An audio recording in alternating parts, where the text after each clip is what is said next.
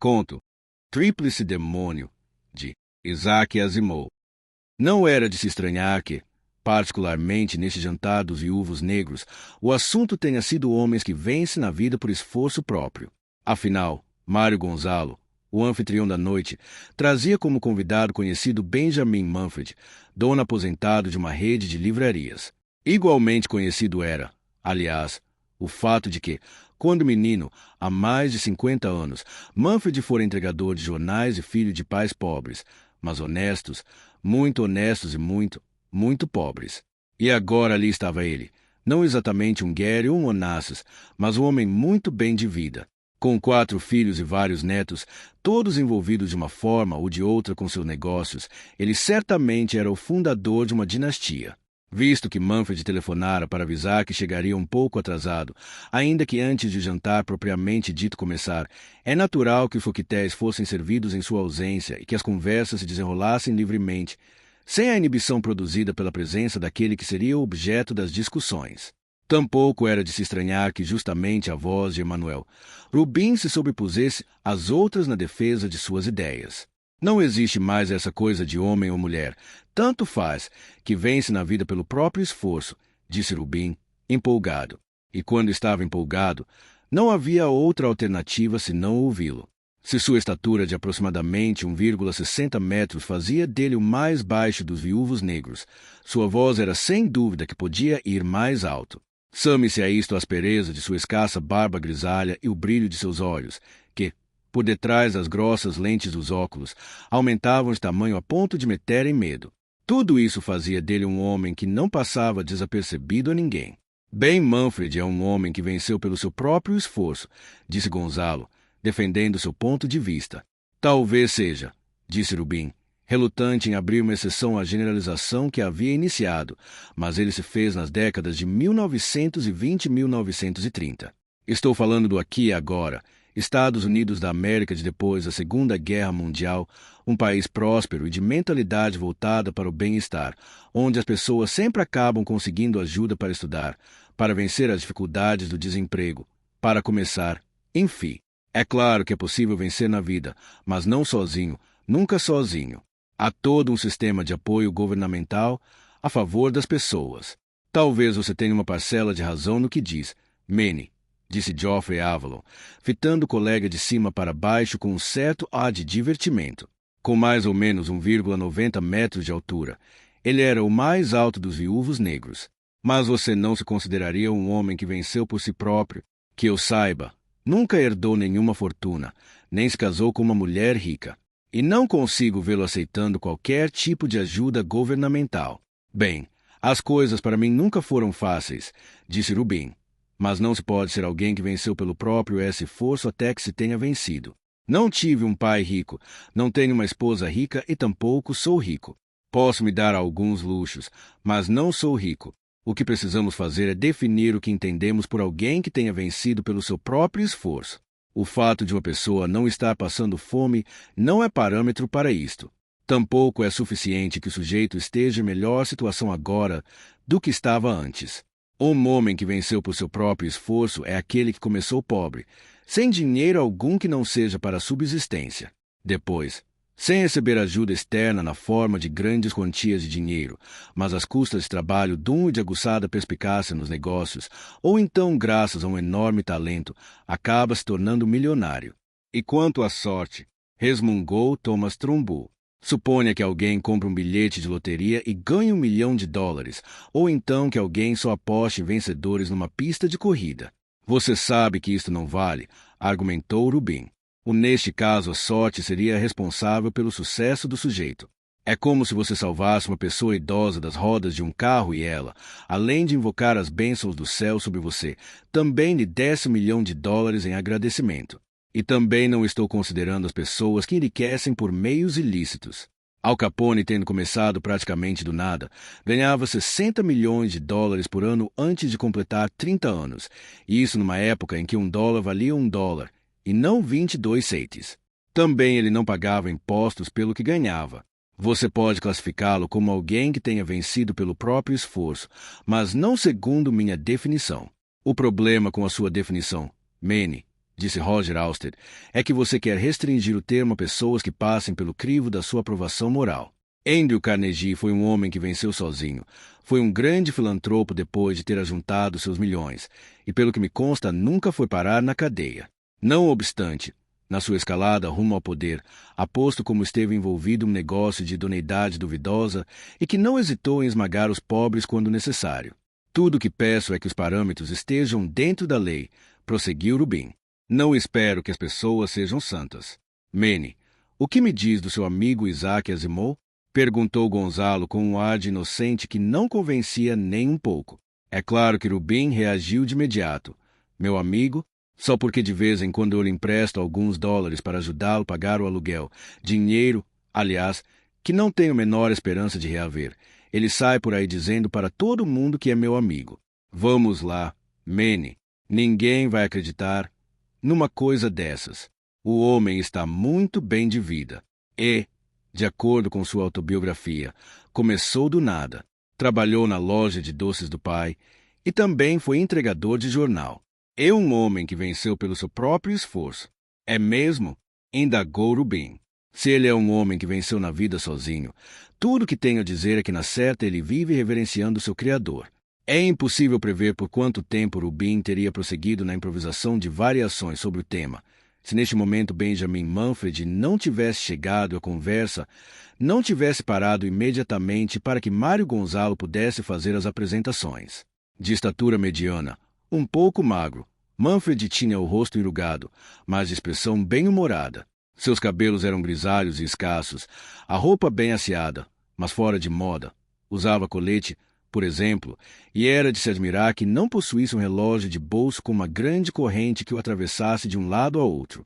Mas, na falta de um relógio de bolso, usava um de pulso tão fora de moda que precisava de corda para funcionar. Manfred retribuiu as apresentações com um sorriso amável ao apertar a mão de Rubin. Disse: Tenho muito prazer em conhecê-lo, Sr. Rubin. Gosto muito de ler suas histórias de mistério.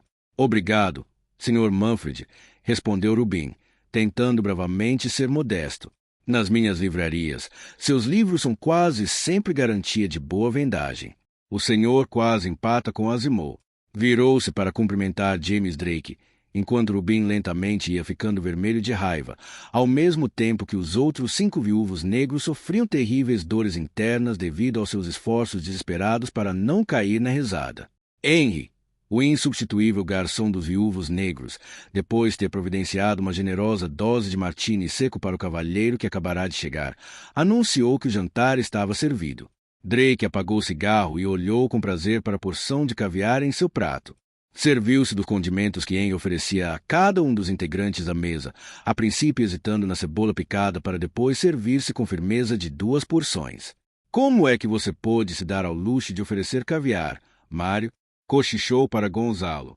O velho Manfred está me pagando muito bem por um retrato que estou fazendo dele, respondeu Mário, também num cochicho.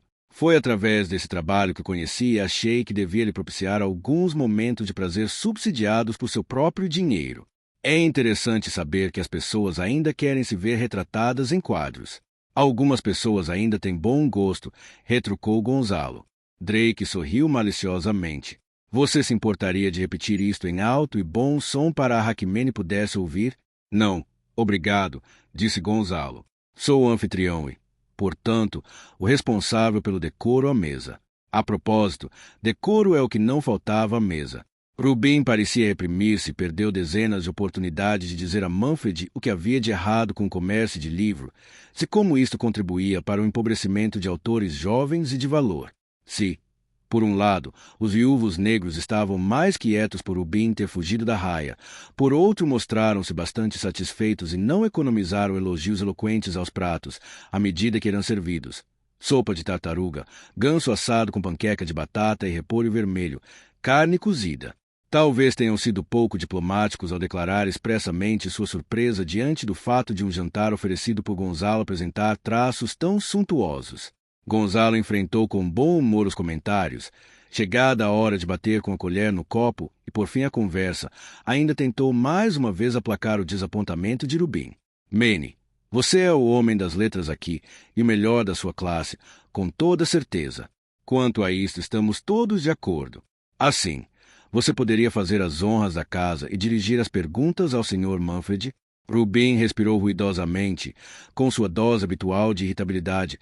Respondeu: sim, posso, mesmo porque duvido que qualquer um de vocês seja suficientemente instruído para isso. Voltou-se para Manfred e perguntou: Sr. Manfred, como o senhor justifica a sua existência? Manfred não pareceu surpreso com a pergunta. Se há uma pessoa para quem justificar sua existência não é problema, é um comerciante de livros. Os livros, senhores, reúnem em si a sabedoria da humanidade, todo o conhecimento dos pensadores universais, o deleite e a exaltação criados pelo espírito inventivo de pessoas brilhantes. Os livros contêm humor, beleza, imaginação, emoção, ideias, tudo o que é na vida. A vida sem livros é vazia. Hoje em dia existem os filmes e a televisão, murmurou Manfred, ouviu a observação, sorrindo, comentou. Também eu assisto a televisão. E às vezes vou ao cinema. No entanto, o fato de eu gostar de uma refeição como esta que acabamos de fazer não significa que de vez em quando eu não coma um cachorro quente. O problema é que não confundo essas duas coisas. Não importa o quanto um filme ou a televisão sejam bons, eles não passam de restos de comida para o espírito, de diversão para iletrados, de um pouco de distração para aqueles que, momentaneamente, estão sem ânimo para fazer qualquer outra coisa. Infelizmente, é em Hollywood que está o dinheiro, disse Avalon num tom que se pretendia solene. Certo, concordou Manfred, mas qual o significado disso? Não há dúvida de que uma cadeia de fabricantes de hambúrgueres pode faturar mais do que um restaurante 4 estrelas. Só que isso não transforma um hambúrguer num Peking Duck. 3. Mas, já que estamos falando em dinheiro, prosseguiu Rubin. Posso perguntar-lhe se o senhor se considera um homem que venceu na vida pelo próprio esforço. Manfred ergueu as sobrancelhas. Esta é uma expressão um tanto fora de moda, não é? Correto, disse Rubin, com entusiasmo. Era exatamente isso que eu dizia durante os coquetéis. Na minha opinião, atualmente é impossível para qualquer um vencer na vida por esforço próprio. Em geral, há muita ajuda do governo. Uma risada silenciosa fez sacudir o corpo de Manfred. Antes, o New Deal não era assim. Naquela época, o governo era um árbitro de eminente moral e neutralidade.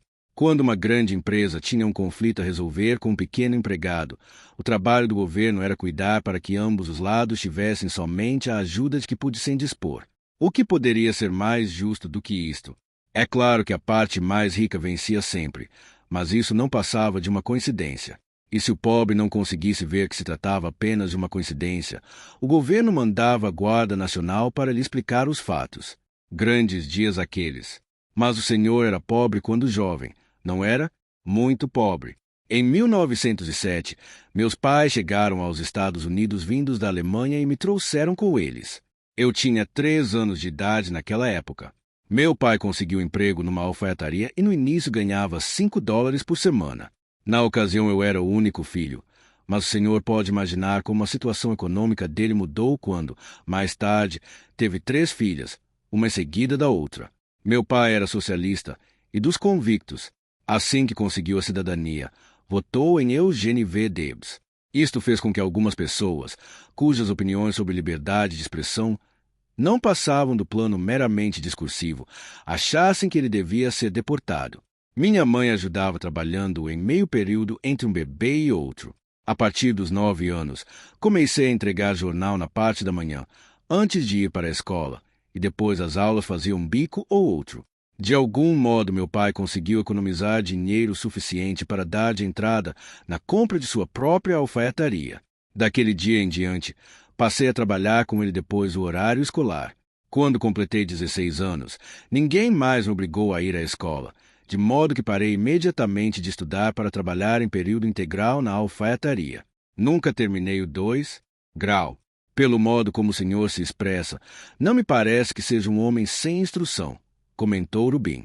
Depende do que o senhor entende por instrução. Se está se referindo ao tipo de instrução que se adquire através de livros, então sou uma pessoa instruída, graças ao velho senhor Lineviaver. Este senhor Lineviaver lhe dava livros? Na verdade, ele me deu apenas um, mas conseguiu que eu me interessasse por livros. De fato, devo quase tudo a ele. Não poderia ter deslanchado na vida sem a ajuda dele, de sorte que eu talvez não seja alguém que tenha vencido na vida por seu próprio esforço. Por outro lado, ele não me deu nada. Tive de conseguir tudo sozinho, e desse ponto de vista talvez eu seja mesmo uma pessoa que venceu por conta própria. Para ser honesto, eu mesmo não estou bem certo. O senhor me deixou confuso. Senhor Manfred, disse Drake, o que foi exatamente que o senhor teve que conseguir sozinho? Resolver uma espécie de enigma, por acaso? De certa forma. Trata-se de algum episódio conhecido da sua vida? Os jornais trataram do assunto naquela época, prosseguiu Manfred. Mas isso faz muito tempo e a coisa já caiu no esquecimento. Às vezes, porém, fico pensando se tudo aquilo foi justo. Se tirei algum proveito? Bem, fui acusado de ter sido favorecido ilegalmente numa disputa jurídica e de sabe lá mais o quê. Mas ganhei a causa. Receio ter que lhe pedir, Sr. Manfred, que nos conte essa história em detalhes. Tudo o que disser será mantido em sigilo absoluto, disse Rubin. O Sr. Gonzalo já me disse isso, Sr. Rubin, e estou de acordo, disse Manfred. Por um momento, porém, seus olhos caíram sobre Henry, que, com seu costumeiro ar de respeitosa atenção, permanecia em pé ao lado do aparador. Trombo percebeu o olhar de relance e disse: nosso garçom, cujo nome é Henry, é membro do clube. Nesse caso, contarei a história, disse Manfred. Mas se achar enfadonha, a culpa é toda dos senhores. Espere um pouco, interferiu Gonzalo, impaciente. Se havia alguma espécie de enigma ou mistério envolvido, imagino que o senhor já o tenha solucionado, certo? Oh, sim. Não há nenhum enigma a ser resolvido. E abanou a mão como se para não deixar qualquer dúvida quanto a isso. Nenhum enigma. Neste caso, continuou Gonzalo, ao contar a história que envolve o Sr. Lineviaver, não nos diga qual a solução para o enigma. Deixe-nos adivinhar. Manfred não pôde conter um risinho. Os senhores não vão adivinhar. Não vão acertar. Tudo bem, disse Rubin. Prossiga com a história e tentaremos não interrompê-lo mais. Manfred continuou. A história começa logo depois da Primeira Guerra Mundial, pouco antes de eu completar 15 anos. Era sábado, não havia aula, mas eu ainda tinha que entregar os jornais. A última parada no meu roteiro de casa era uma velha mansão. Eu deixava o jornal no pequeno gancho ao lado da porta. Uma vez por semana, tocava a campainha e um criado trazia o dinheiro dos jornais da semana e ainda me dava 25 setes de gorjeta. A gorjeta normal era de 10 setes, de modo que essa casa me agradava em particular. Sábado era dia de receber, por isso toquei a campainha e naquele dia, pela primeira vez, que eu me lembre, apareceu o Sr. Lineviaver em pessoa. Talvez ele estivesse próximo da porta quando a campainha tocou. Tinha uns 70 anos e eu pensei que fosse apenas outro criado, pois nunca o tinha visto antes. Fazia um frio tremendo naquele janeiro de 1919 e eu vestia roupas pouco apropriadas. Usava o único casaco que possuía e que, por sinal, era muito leve. Minhas mãos e meu rosto estavam roxos e eu tremia de frio. Eu mesmo nem ligava para isso, pois já tinha entregado jornais em dias muito frios e era sempre a mesma coisa. O que é que eu podia fazer? Mas o frio que eu estava passando incomodou o Sr. Lineviaver, que disse: entre, menino, eu vou lhe dar o dinheiro aqui dentro, onde está mais quente. Por seu ar de autoridade, imaginei que fosse o dono da casa e fiquei com medo. Quando me pagou, deu-me $1 de gorjeta. Eu nunca tinha ouvido falar de uma gorjeta nesse valor. Depois levou-me até a biblioteca, uma sala ampla, com estantes de livros do chão até o teto em todas as paredes, além de um balcão com outros livros. Pediu ao criado que me servisse um chocolate quente e me segurou ali por quase 1 hora fazendo perguntas. Tentei ser o mais educado possível, mas no fim tive de dizer-lhe que precisava ir embora, ou meus pais poderiam pensar que eu tivesse sido atropelado. Não podia telefonar para avisá-los, pois em 1919 pouquíssimas pessoas tinham telefone. Quando cheguei a casa, meus pais ficaram muito admirados, principalmente com a gorjeta de $1, que meu pai pegou e guardou. Não que fizesse isso por maldade, é que em casa havia um cofre comum para o dinheiro da família inteira, e ninguém podia guardar consigo o que ganhava. Minha mesada da semana era exatamente igual a 0. No sábado seguinte, lá estava o velho Sr. Lineviaver à minha espera. Não fazia tanto frio como na semana anterior, mas ainda assim ele me convidou para tomar outro chocolate quente. Quando me ofereceu mais $1 de gorjeta, segui as instruções de meu pai e disse que aquilo era muito dinheiro e que os 25 centes habituais eram o bastante. Acho que meu pai aprendeu com a vida que quando esmola é muito, o santo desconfia. O senhor Lineviaver riu. Disse que não tinha nada de menor valor e que, portanto, eu devia aceitar. Imagino que ele tenha percebido a maneira curiosa como eu olhava para os livros, pois perguntou-me se eu tinha livros em casa. Disse que meu pai tinha alguns, mas que estavam escritos em alemão. Ele me perguntou se eu frequentava a escola. Claro, respondi que sim, mas que tão logo completasse 16 anos teria de abandonar os estudos. Perguntou-me ainda se eu frequentava a biblioteca pública e eu disse que havia ido até lá algumas vezes, mas que a entrega dos jornais e o trabalho na alfaiataria não me deixavam muito tempo livre. Você gostaria de dar uma olhada nesses livros? Perguntou-me, enquanto apontava para as estantes nas paredes. Eu iria sujá-los, Sr. Lineviaver, respondi timidamente, olhando para minhas mãos pretas de tinta de jornal. Então ele disse, tenho uma ideia.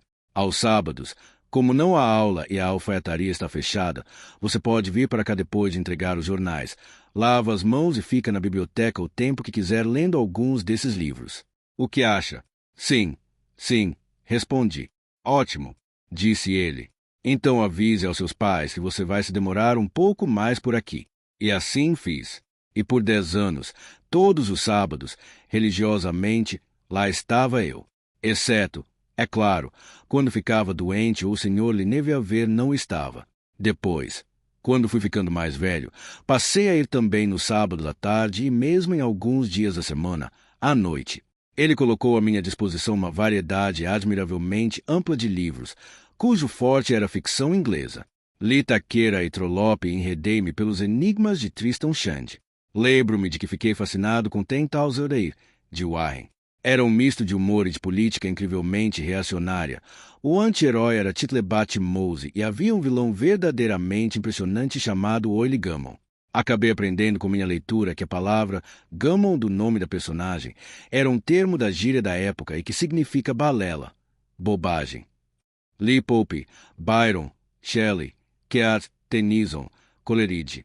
Por alguma razão não gostei nem de Wordsworth, nem de Browning. Naturalmente, havia muita coisa de Shakespeare. Eu não gostava muito do que não fosse ficção, mas lembro-me de que tentei ler sobre a origem das espécies, de Darwin, se bem que não tenha conseguido avançar muito. Havia um livro recém-publicado na época, Out of History, de H.G. Wells, que me deixou fascinado. Li alguns autores norte-americanos, também, Mark Twain Altorne, mas não suportei Moby Dick. Li alguma coisa de Walter Scott. Tudo isso, é claro, ao longo de muitos anos. A essa altura, Trumbull parecia estar impaciente em sua cadeira, quando perguntou, Sr. Manfred, presumo que esse Lineviaver fosse um homem rico. Sim, bastante. Tinha filhos, 2 filhos e uma filha, todos adultos. Netos, vários. Por quê, então, ele resolveu adotar o senhor? Manfred pensou um pouco. Não sei. Fora os criados, aquela casa vivia vazia. Ele era viúvo. Os filhos e os netos raramente vinham visitá-lo. Suponho que se sentisse sozinho e gostasse de ter uma pessoa jovem em casa de vez em quando. Tenho a impressão de que ele me achava um garoto inteligente e estou certo de que ficava satisfeito com o meu interesse pelos livros. Às vezes sentava-se comigo e conversávamos sobre os livros. Ele perguntava minha opinião sobre essa ou aquela obra e me sugeria outros títulos. Alguma vez ele lhe deu dinheiro? Perguntou Trumbull. Apenas aquele $1 por semana, que me dava infalivelmente todos os sábados. Um belo dia, parei de entregar jornais, mas ele jamais soube disso. O dele eu continuei a entregar todos os dias. Eu mesmo comprava e o levava até sua casa. Ele lhe dava de comer o chocolate quente.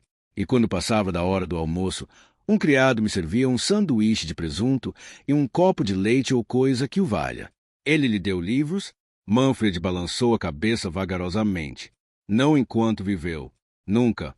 Não me dava nem me emprestava livros para eu levar para casa. Eu podia ler o que quisesse, mas somente durante o tempo em que estivesse na biblioteca. Tinha de lavar as mãos antes de entrar na biblioteca e recolocar cada livro na estante, no lugar exato de onde tirara, antes de pegar qualquer outro. Penso que os filhos do Sr. Lineviaver se sentiam ressentidos com essa atitude dele em relação ao Senhor, comentou Avalon. Acho que sim, concordou Manfred. Mas jamais cheguei a conhecê-los enquanto o Sr. Lineviaver era vivo. Uma ocasião, ele me disse com um risinho nos lábios: um dos meus filhos me disse que preciso ficar de olho para você não me roubar alguns livros. Devo ter feito uma cara de horrorizado com aquele insulto aos meus pais. Seria esse o tipo de filho que tinham criado? Mas o Sr. Lineviaver riu, desalinhando meus cabelos num gesto carinhoso. Continuou. Disse-lhe que ele não sabia do que estava falando. Os livros que ele tinha eram valiosos? Perguntou Rubin. Naquela época, jamais me ocorreu que pudessem ser. Eu não tinha a menor ideia de quanto custavam os livros, ou mesmo de que alguns fossem mais valiosos do que outros. Mais tarde vim a descobrir. Sabem, ele tinha orgulho de seus livros. Disse-me que os havia comprado pessoalmente, um a um. Eu disse que alguns eram tão antigos que ele talvez os tivesse comprado quando ainda era menino. Ele riu e disse: Não, muitos deles eu comprei de segunda mão. Já eram velhos quando os adquiri. Compreende? Quem tem o hábito de fazer isso, às vezes consegue comprar livros muito valiosos por uma bagatela. Triple deve, disse ele, e repetiu. Triple deve, pensei que estivesse empregando essa expressão para enaltecer-se a si mesmo, para mostrar quanto tinha sido esperto em encontrar esses livros tão valiosos. É claro que, a essa altura, eu não sabia quais dos seus livros eram os valiosos. Com o passar dos anos, desenvolvi uma ambição: ser dono de uma livraria algum dia. Queria estar rodeado de livros e vendê-los até que tivesse dinheiro suficiente para ter minha própria biblioteca, uma coleção de livros que não precisasse vender.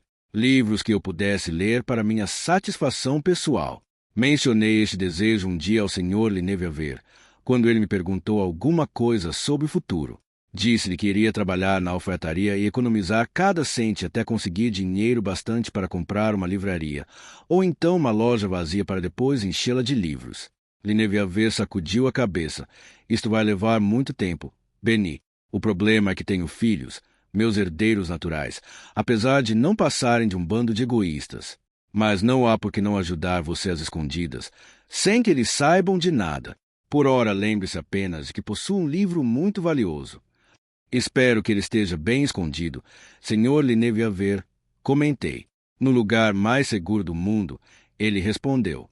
Você se lembra de Chesterton? Qual é o melhor lugar para se esconder um pedregulho? Eu dei uma risada. Os contos de Father Brown eram novidade naquela época, e eu os adorava. No meio de outras pedras, respondi, e o melhor lugar para se esconder uma folha é na floresta. Perfeito, disse o Sr. Lineviaver. O meu livro está escondido na minha biblioteca. Olhei ao redor. Curioso. Qual deles? Perguntei e imediatamente me arrependi, pois ele poderia pensar que eu queria pegar o livro para mim. Ele sacudiu a cabeça. Não vou lhe dizer. E exclamou. Triple Devil. Triple Devil. Mais uma vez pensei que estivesse empregando essa expressão para dizer qualquer coisa como puxa vida, sou mesmo um sujeito esperto em não revelar esse segredo. No início de 1929, quase 10 anos após nosso primeiro encontro, ele faleceu e eu recebi um telefonema dos seus advogados para comparecer à leitura do testamento. Fiquei perplexo, mas minha mãe parecia estar nas nuvens de tão contente.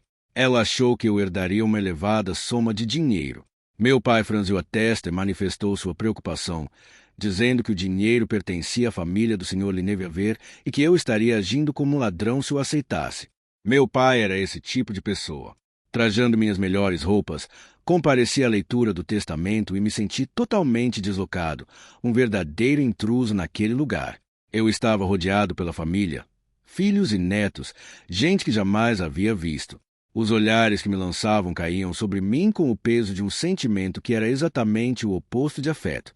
Imagino que também eles pensassem que eu receberia uma grande quantia em dinheiro, mas não tiveram motivo para se preocupar. O que me coube foi um livro da biblioteca, só um, qualquer um que eu quisesse, um livro da minha livre escolha. No meu íntimo, eu sabia que o desejo do Sr. Lineviaver era que eu escolhesse justamente o seu livro mais valioso, só que ele nunca me havia dito que livro era este. Mas a família não ficou satisfeita com aquela doação testamentária. Vocês poderão pensar que para eles não fosse sacrifício nenhum dispor de um livro no meio de mais ou menos 10.000, mas aparentemente ficaram ressentidos pelo simples fato de eu ter sido mencionado no testamento. O advogado informou que eu poderia fazer a minha escolha assim que o testamento fosse homologado. Perguntei se poderia ir até a biblioteca examinar os livros a fim de fazer minha escolha. O advogado pareceu concordar em que aquela seria uma atitude razoável, mas essa possibilidade foi imediatamente rejeitada pela família, sob a alegação de que o testamento não fazia qualquer menção a uma visita à biblioteca. Você já passou tempo suficiente nesta biblioteca, disse o filho mais velho. Limite-se a escolher um livro, que será seu tão logo o testamento seja homologado. O advogado não ficou muito satisfeito com essa atitude e mandou lacrar a biblioteca até a homologação, proibindo, assim, a entrada de quem quer que fosse. Isto fez com que eu me sentisse melhor, pois achava que os filhos dele talvez soubessem qual seria o livro valioso e o retirassem de lá. Levaria algum tempo até que o testamento fosse homologado, de sorte que me recusei a fazer a escolha imediatamente. Descontente, a família contestou, mas o advogado ficou do meu lado. Passei muito tempo pensando se o Sr. Lineviaver não teria mencionado alguma vez qualquer coisa meio enigmática com a intenção de me sugerir um palpite. Não conseguia pensar em nada, a não ser na bendita expressão triple devil, que ele costumava empregar para enaltecer sua astúcia. Lembrei-me, então, de que ele só a empregara nas vezes em que me falou sobre o seu livro valioso. Seria possível, então, que a expressão se referisse ao livro e não a ele. A essa altura eu já estava com 24 anos e muito longe da criança inocente que havia sido 10 anos antes. Tinha às mãos uma vasta quantidade de informações obtidas graças às minhas leituras, de maneira que não precisei ir até a biblioteca para fazer minha escolha. Citei o nome do livro e indiquei o lugar exato em que ele se encontrava nas prateleiras, pois naturalmente eu já o havia lido, embora nem sonhasse que ele fosse tão valioso. O próprio advogado foi à biblioteca e apanhou-o para mim. Era exatamente o livro que eu indicara.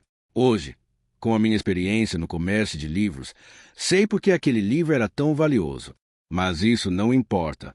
O que importa é que o advogado, um homem bom, providenciou para que o livro fosse avaliado, depois, colocado à venda em leilão público. A operação rendeu-me $70.000, uma verdadeira fortuna na época. Hoje, se colocado à venda, renderia nada menos do que $250.000. O problema é que eu precisava do dinheiro naquela época.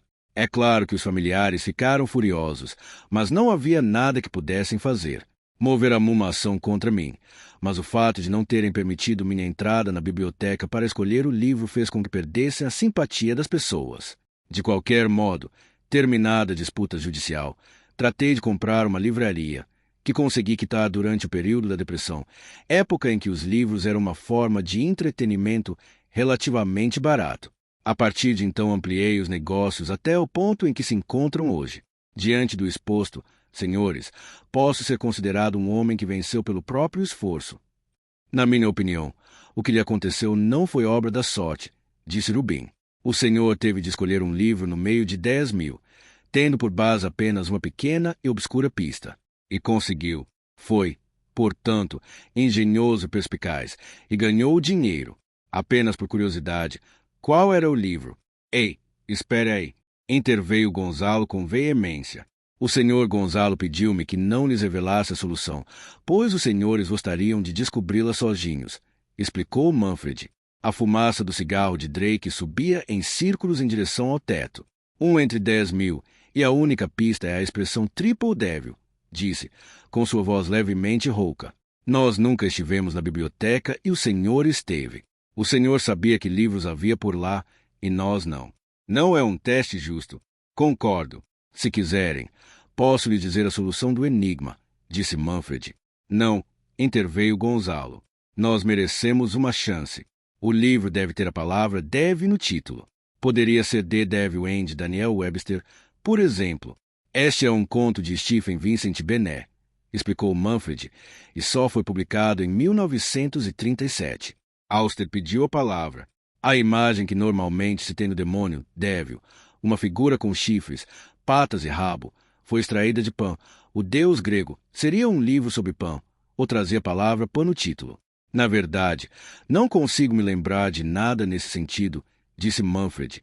A deusa da magia, Hecate, em geral é associada a uma figura tríplice, triplo-donzela, matrona e velha, explicou Avalon. E por ser também a divindade lunar, esses três aspectos correspondem às suas três fases, respectivamente quarto crescente, cheia e quarto minguante. Como deusa da magia infernal, ela poderia muito bem ser considerada 3 vezes demônio, um demônio tríplice. Memoirs of Hecate County não serve como solução, pois foi publicado muito depois do ocorrido. Mas existe alguma obra anterior que traga a palavra Hecate no título? Não que eu conheça, respondeu Manfred. Fez-se silêncio à mesa. É que não temos informações suficientes, disse Rubin. A história em si já é interessante, e acho que o Sr. Manfred pode nos dizer agora qual a solução. Henry ainda não teve a sua chance, reclamou Gonzalo. Henry, você tem alguma ideia de que livro poderia ser? Talvez não, respondeu Henry. Seja como for, em geral as pessoas têm medo de mencionar o demônio pelo nome, com medo de atraí-lo. Por essa razão, chamam-no por vários apelidos, ou então empregam eufemismos. Muitas vezes usam o diminutivo de alguns nomes masculinos comuns como se quisessem apaziguá-lo com este gesto simpático. Old Nick, em que o adjetivo old, velho, nada tem de pejorativo, é um desses nomes que me vem à mente. Manfred quase se levantou de seu assento, mas o gesto passou desapercebido a Henry, que continuou. Esta linha de raciocínio nos leva à obra Nicholas Nickleby, cujo nome próprio, que dá título ao livro, pode ser reduzido a 2 ou de NJCKS, por assim dizer. Temos aí um duplo demônio, um double devil. Mas precisamos de um triple devil, observou Gonzalo. Pois bem, o diminutivo de Richard é Dickens, um eufemismo bastante conhecido em inglês para demônio, como na expressão What the Dickens? Que diabos? Bem, todos sabemos que o autor de Nicholas Nickleby é Charles Dickens, o que nos leva ao terceiro demônio, e à solução do enigma do triple devil. Estou certo. Sr. Manfred? Absolutamente certo. Henry, disse Manfred. Receio que não tenha sido tão inteligente e perspicaz quanto vinha me considerando nesses últimos 55 anos. Você conseguiu decifrar o enigma em muito menos tempo do que eu, e isto sem sequer ter conhecido a biblioteca. Não. Sr. Manfred, completou Henry, eu mereço muito menos crédito do que o senhor. Veja, ao narrar os fatos, o senhor mesmo deu a solução do enigma. Verdade? Em que momento? Indagou Manfred, franzindo a testa. Tive cuidado de não lhe dizer nada que pudesse servir de pista, justamente por isto. Sr. Manfred, o senhor mencionou tantos autores. Em momento algum. Citou o mais importante romancista inglês do século XIX, ou provavelmente de qualquer outro século, ou mesmo de qualquer outra língua. Seu erro em não mencioná-lo levou-me logo a pensar que poderia haver um significado especial no nome de Charles Dickens. Daí para a solução do mistério de Triple Devil foi fácil. Fim do conto. Contribua com o canal para que possamos continuar produzindo audiolivros. Doe em livepix.gg/eaudiolivro.